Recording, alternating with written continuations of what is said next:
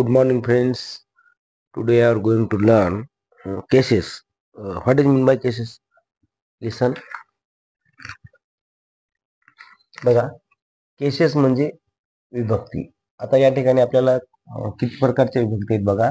Number 1 आहे नॉमिनेटिव्ह cases म्हणजे प्रथम विभक्ती. आता नंबर 2 आहे ऑब्जेक्टिव्ह केसेस द्वितीय विभक्ती. नंबर 3 चे आहे पॉसिव्ह केसेस षष्टी विभक्ती.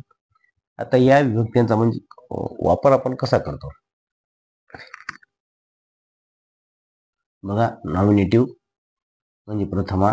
याची आता आपण कोणकोणते शब्द आहे बघा इकडं. नंबर 1 आहे आय. आय म्हणजे मी, जसं की I am Suresh. Number 2 we. We म्हणजे आम्ही, त्याचं वाक्य कसं येईल, वी आर ब्रदर्स. नंबर 3 आहे यू.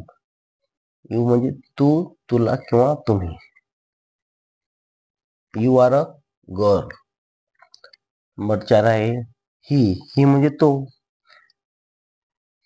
नंबर 5 आहे शी. शी म्हणजे ती. म्हणजे प्रत्येक बघा इकडं या प्रत्येक शब्दांचे आपल्याला वाक्यात उपयोग कसे करायचे हे आपण शिकलं पाहिजे. जसं इट. इट म्हणजे ते, आणि दे म्हणजे ते, त्या, ती.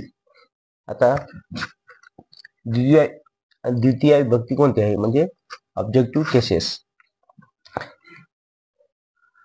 त्यामध्ये येतं मी. मी म्हणजे मला. अस. अस म्हणजे आम्हाला. यू म्हणजे तुम्हाला. हिम म्हणजे त्याला. हर म्हणजे तिला. इट म्हणजे त्याला, आणि देम म्हणजे त्यांना. आता याचं एक तुम्हाला वाक्य सांगतो मी. Please give me a pen. असे आपल्याला वाक्य घ्यायचे आहेत. आता षष्टी विभक्ती कोणती आहे रे, पॉसिव्ह केसेस षष्टी विभक्ती. माय. माय म्हणजे माय. माय माय म्हणजे माझा, माझी, माझी. दुसरं आहे आवर. आवर्स. आमचा, आमची, आमचे. पुढचा आहे युअर. तुमचा, तुमची, तुमचे. चौथा आहे हिज.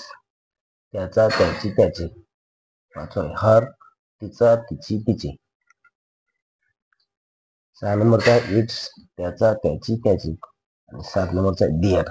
त्यांचा, त्यांची, त्यांचे.